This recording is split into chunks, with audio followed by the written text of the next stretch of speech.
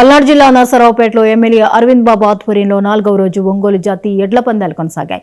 ఈ పందాలు తిలకించడానికి మంత్రి బీసీ జనార్దన్ రెడ్డి, ఎంపీ లావు శ్రీకృష్ణదేవరాయలు, ఎమ్మెల్యేలు జూలకంటి బ్రహ్మానందరెడ్డి, భాష్యం ప్రవీణ్ వచ్చారు. సంక్రాంతికి రైతులు ఎడ్ల పందాలను పండుగగా నిర్వహించుకోవడం ఆనవాయితీగా వస్తోందని ఎమ్మెల్యే అరవింద్ బాబు చెప్పారు.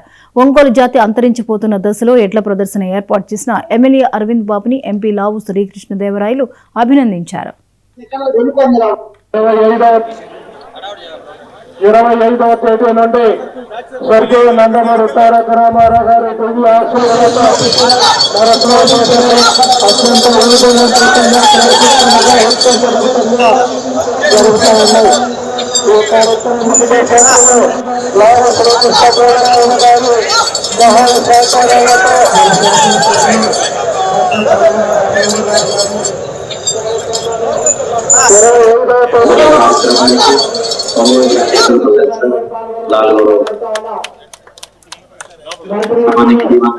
25వ సంతోషంగా ఉంది.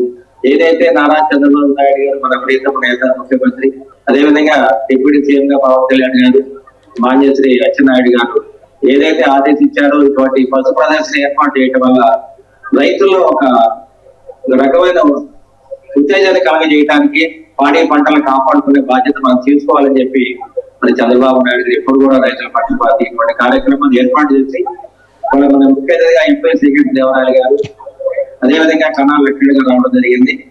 ముఖ్యంగా మన మాన్యశ్రీ బీసీ జనార్దన్ రెడ్డి గారు, ఆర్ రమేష్ గారు, మరెడ్డి శ్రీనివాస్ రెడ్డి గారు, భాష్యం ప్రవీణ్ గారు, అదేవిధంగా మరి టీవీ ఆంజనేయులు కూడా మన ఇచ్చేసి రాబోతున్నారు.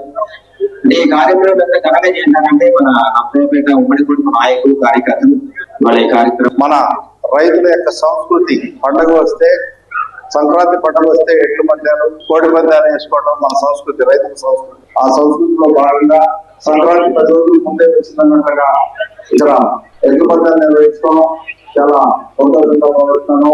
మంచి వాతావరణంలో ఇక్కడ సినిమా సెట్టింగ్ కనిపించే విధంగా మంచి ఏర్పాట్లు చేయడం జరిగింది. నేను ఇంతకుముందు ఎన్నో ఎడ్ల పందాలు చూశాను, కానీ ఇంత పడకబందీగా సిస్టమేటిక్ గా ఏర్పాట్లు జరిగిన సందర్భాలు నేను ఎక్కడ చూడలేదు. ఈ ఏర్పాట్లు పర్యవేక్షిస్తున్న అరవింద్ గారి టీం అందరికి కూడా నా శుభాకాంక్షలు తెలియజేస్తున్నాను. పోటీలో తీసుకుని దయచేసి మోహన్ వాళ్ళు వాటిని కొట్టద్దు, దయచేసి కొట్టకుండా వాటిని ప్రశాంతంగా గ్రామాలకు తీసుకెళ్ళండి. ఈ కార్యక్రమం చూసిన తర్వాత చాలా గర్వంగా ఫీల్ అవుతున్నాను. ఎందుకంటే నేను ఎంతో మంది ఎద్దుల పోటీలు చూశాను.